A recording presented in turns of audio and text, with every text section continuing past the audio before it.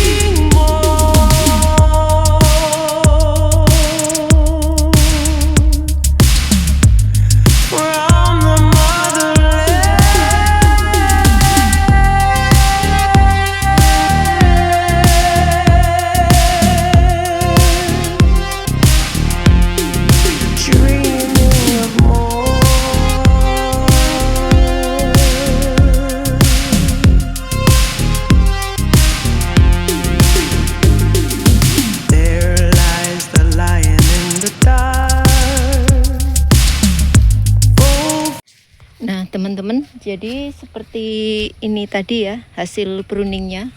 Ini baru saya pruning aja dulu ya, karena masih belum kelar. Itu yang bagian atas sulit ya, karena aku tingginya kurang, jadinya agak kesulitan kalau bagian yang atas. Jadi yang atas nanti mungkin saya biarin aja, kalau enggak nanti mungkin ayah aku yang akan mempruningnya ya. Ini hasilnya, insya Allah nanti dengan cara di pruning ini ya, pertumbuhannya akan lebih maksimal. Yang pastinya dengan cara di pruning akan mengurangi hama ya, hama yang ada pada tanaman seperti kutu kebul ataupun jamur ya, jamur hitam pada pohon apokat dan hama-hama lainnya. Kalau terlalu penuh dengan daun itu akan menghambat dan memperbanyak hama yang ada pada tanaman buah apokat ya, dan juga nanti akan memperlambat proses pembungaan dan juga pembuahan. Jadi dengan di pruning ini kita otomatis mempercepat pertumbuhan pohon apokat untuk berbunga dan juga berbuah. Oke teman-teman, semoga bermanfaat ya. Jangan lupa untuk di like, komen, dan juga subscribe agar aku lebih bersemangat lagi dalam membuat konten tanaman berikutnya, dan kalian juga tidak akan ketinggalan video terbaru dari aku. Terima kasih ya untuk kalian yang udah mensubscribe channel aku. Semoga kita sama-sama mendapat keberkahan. Jangan lupa juga untuk di-share ya, agar lebih bermanfaat. Assalamualaikum warahmatullahi wabarakatuh.